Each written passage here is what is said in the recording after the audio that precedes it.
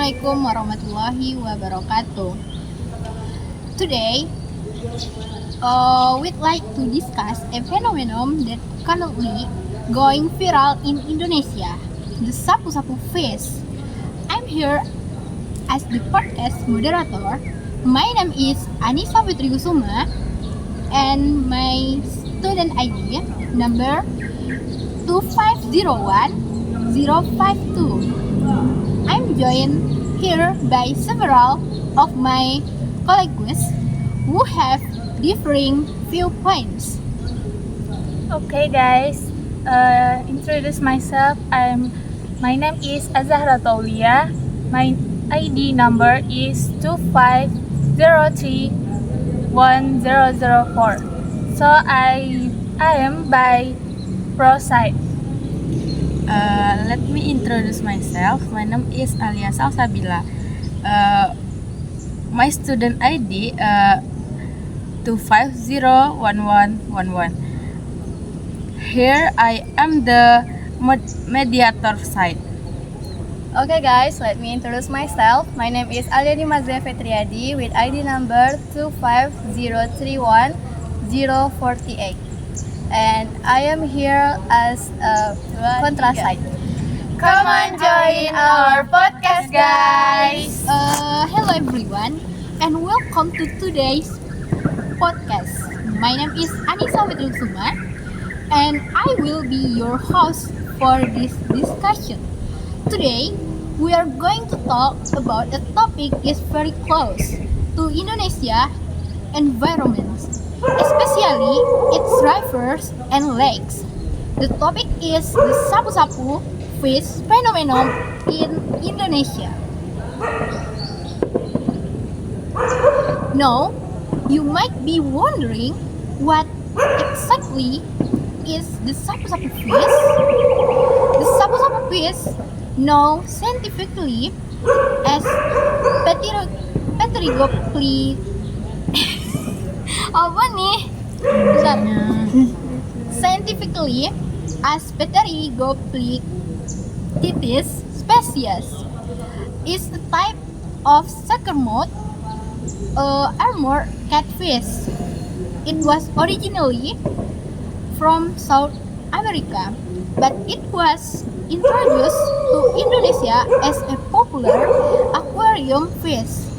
Over time, many of these fish were released or escaped into Indonesia's natural waters, and today they have become one of the most discussed invasive species in the country.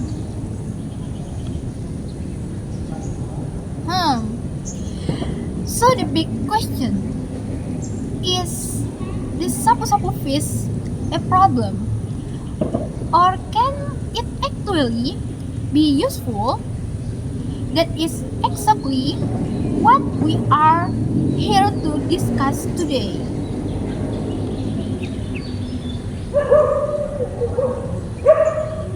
Okay, joining me today are three wonderful friends. Let me introduce them to you. First, representing to Proside, she believes the sapu-sapu fish actually bring benefit to Indonesia. Please welcome Azaratu Aulia. Hi everyone. Thank you to Anissa. I'm happy to be here. Okay. Next, presenting the contra side, she believes that sapu-sapu fish is causing serious harm to our ecosystem. Please welcome Aliani Mazaya Fetriadi. Hello everyone, thanks for having me. I hope I can share some important facts today. Okay, thank you to Aliani. And last but definitely not least, our mediator for today. She will help us find the middle ground in this discussion. Please welcome Alia Salsabila. Hi everyone. I'm really excited to be part of this conference today. Okay, wonderful. Alright, let's get this discussion started.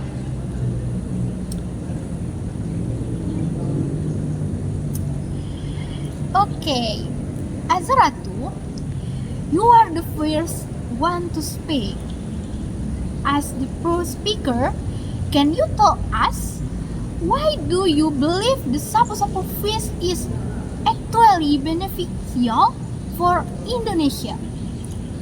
Alright, thank you to Anissa. Absolutely. So, first of all, I want to remind everyone that we cannot just label this fish as bad without looking at the full picture.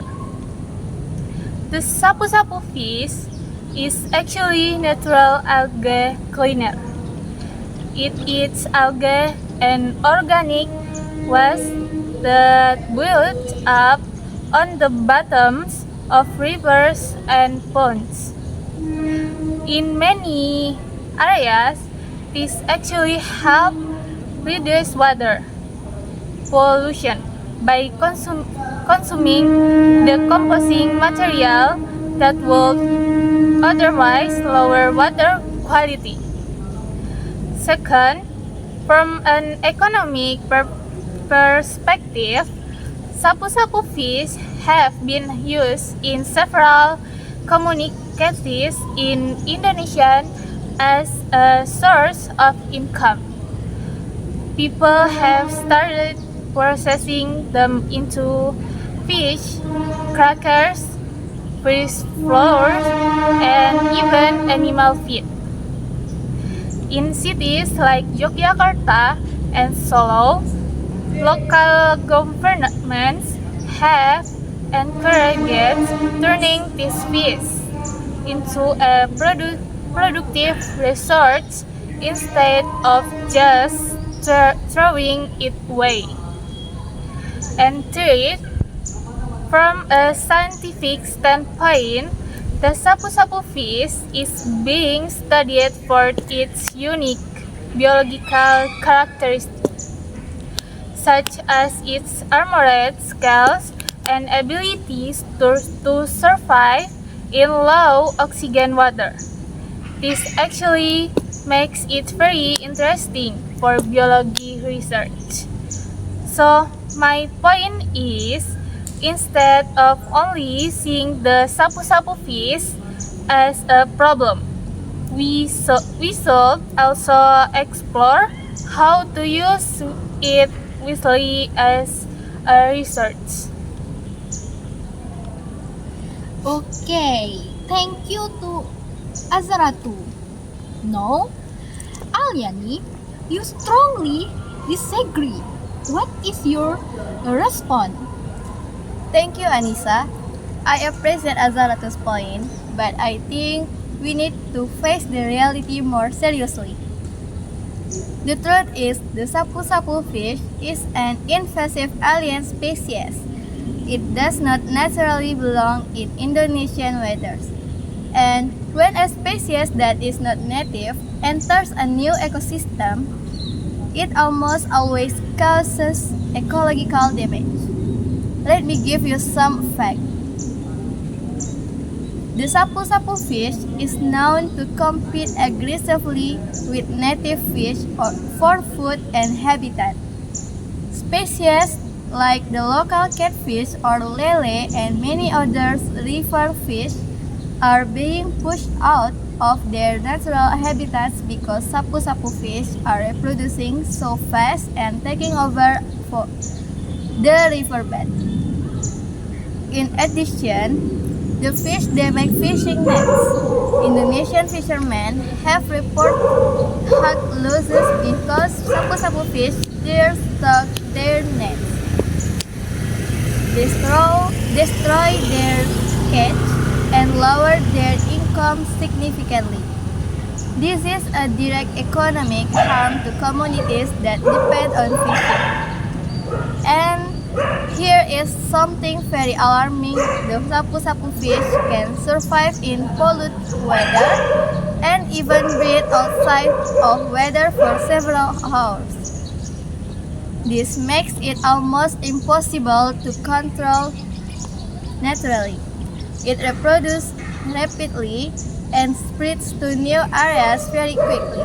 So, while Azaratu talk about economic benefit, I say the ecological damage and the loss to local fishermen are far greater and any benefit this fish could provide. Okay, excellent argument from both sides. Now let's move into the rebuttal round. Azaratu, you go first. How do you respond to Aliani's point? I understand Aliani's concern, and yes, the invasive nature of sapu-sapu fish is real and cannot be ignored. But I want to point out that the problem is not the fish itself, it's the lack of management. In countries like Brazil and the United States or US, where these fish are also found in the wild, scientists and governments have created management programs to control the population. Indonesia can do the same. We can create harvesting programs to reduce their numbers while simultaneously turning them into an economic resource. Blaming the fish is not enough. We need smart solution-based thinking. If we manage them properly, we reduce the ecological harm and gain economic value at the same time. Okay, thank you. Now, Aliani, your rebuttal? I appreciate that perspective, Azaratu, but let me ask, where is the evidence that this management has been done successfully at a large scale in Indonesia? Right now, it is still mostly theoretical or done in very small communities. Meanwhile, the damage is happening right now, every day, in river across Java, Sumatra, and Kalimantan. Local biodiversity is declining. Fishermen are losing their livelihoods. We cannot afford to wait for a management system that might take years to develop. We need immediate and strict action, including public education about not releasing aquarium fish into natural waters, stronger law enforcement, and serious effort to restore native fish population. The sapu-sapu fish crisis is a warning. If we don't act quickly, we risk permanent damage to Indonesia's aquatic ecosystem. Okay, thank you both. That was a very passionate and informative debate. Now, let's hear from our mediator, Alia. Alia, after listening to both sides, what is your perspective? Thank you, Anissa, and thank you to Azaratu and Aliani. Both of you made very strong point. After listening carefully, I believe that both sides are correct in their own way, and that is exactly the challenge we face. Azaratu is right that the sapu-sapu fish has real potential. It can be turned into a resource, and it's the clean organic was in polluted water. But Aliani is also absolutely right that the ecological harm is real and urgent. We cannot ignore the might to native species and local fishing communities. So, what is the solution? I believe Indonesia needs a two-pronged approach. First, implements a national level population control program. This means active harvesting, more monitoring, and community-based removal effort. Second, invest in bioeconomic program that turn the harvest sapu-sapu fish into product train local community to process them into food or animal feed. This why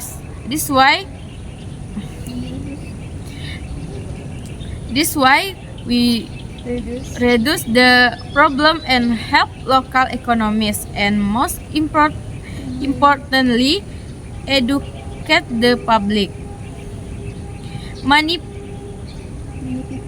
people still release aquarium fish into rivers without knowing the consequence. A strong public awareness campaign can help stop the problem from getting worse. The sapu-sapu fish problem is a reminder that human action like releasing exotic species can have long-lasting consequences on nature. We must learn to be responsible steward of our environment. Ih, susah.